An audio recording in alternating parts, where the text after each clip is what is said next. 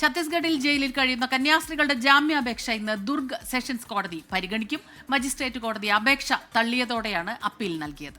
ഇന്ന് ജാമ്യം കിട്ടും എന്ന പ്രതീക്ഷയിലാണ് സഭയും കുടുംബവും. ദുർഗ് സെൻട്രൽ ജയിലിൽ കഴിയുന്ന കന്യാസ്ത്രീകളെ ഇടത് എംപിമാരുടെ സംഘം ഇന്ന് ജയിലിലെത്തി കാണും.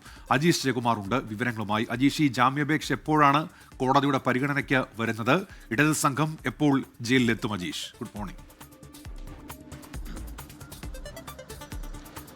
Unmesh, Smitha, good morning. 11 മണിയോടെ ദുർഗ് സെഷൻസ് കോടതി ഈ കേസ് പരിഗണിക്കുമെന്നാണ് മനസ്സിലാക്കാൻ സാധിക്കുന്നത്. 9 മണിയോടെ ആയിരിക്കും ഇടത് സംഘം ദുർഗ് സെൻട്രൽ ജയിലിലെത്തി ഈ കന്യാസ്ത്രീകളെ കാണുക. ഇന്നലെ ഇടത് സംഘം അവിടെ എത്തിയിരുന്നു. വൈകിട്ട് 4 മണിക്ക് ശേഷമാണ് സംഘം അവിടെ എത്തിയത്. പക്ഷേ ജയിൽ സൂപ്രണ്ടരോട് സംസാരിച്ചുവെങ്കിലും ഈ മാനുവൽ പ്രകാരമുള്ള സമയം കടന്നു എന്ന് പറഞ്ഞുകൊണ്ട് അവരെ തിരിച്ചയക്കുകയായിരുന്നു. കുറച്ചധികം നേരം അവിടെ നിന്ന് വാക്കുതർക്കമൊക്കെ ആയിരുന്നെങ്കിലും പിന്നീട് അനുവദിക്കാത്തതിനെ തുടർന്ന് തിരിച്ചു പോവുകയായിരുന്നു. പിന്നീടാണ് ഇന്ന് രാവിലെ 9 മണിക്ക് വരാൻ വേണ്ടി തീരുമാനിച്ചത്. ജാമ്യാപേക്ഷയുടെ കാര്യത്തിലും അങ്ങനെയാണ്. ഇന്നലെ മജിസ്ട്രേറ്റ് കോടതിയിൽ ജാമ്യാപേക്ഷ നൽകിയിരുന്നു. പക്ഷേ കോടതി തള്ളിയിരുന്നു. അത് ഗുരുതരമായ വകുപ്പുകൾ, 10 വർഷത്തിലധികം ശിക്ഷ കിട്ടാവുന്ന 2 ഗുരുതരമായ വകുപ്പുകൾ ചുമത്തിയത് കൊണ്ടാണ് ഇന്നലെ ഈ മജിസ്ട്രേറ്റ് കോടതി ജാമ്യാപേക്ഷ തള്ളിയത്. അതിനുശേഷമാണ് സെഷൻസ് കോടതിയിൽ അപ്പീൽ നൽകിയത്. ഇതിന് BJPയുടെ സംസ്ഥാന ജനറൽ സെക്രട്ടറി അനൂപ് ആന്റണി അടക്കമുള്ള ആളുകൾ ഇവിടെ തുടരുന്നുണ്ട്. അവരുടെ ലീഗൽ സപ്പോർട്ട് അടക്കം ഈ കേസിന് ഇപ്പോൾ നൽകുന്നുണ്ട്. അതുകൊണ്ട് ജാമ്യം കിട്ടുമെന്ന് തന്നെയാണ് ഇപ്പോൾ സഭയും അതേപോലെ അവരുടെ കുടുംബാംഗങ്ങളും പ്രതീക്ഷിക്കുന്നത്. ഇതിൽ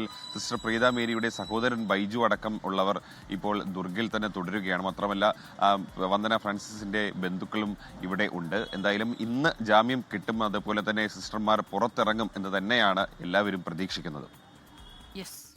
അജീഷ് ജയകുമാറാണ് വിവരങ്ങളുമായി നമുക്കൊപ്പം ചേർന്നത്. ലോകത്തെവിടെയായാലും ഏത് സമയത്തും 24 വാർത്തകളും ഓഗ്മെന്റഡ് റിയാലിറ്റി പാക്കേജുകളും എക്സ്പ്ലെയിനറുകളും വിശദമായി കാണാൻ ഞങ്ങളുടെ യൂട്യൂബ് ചാനൽ നിങ്ങൾക്ക് സബ്സ്ക്രൈബ് ചെയ്യാം.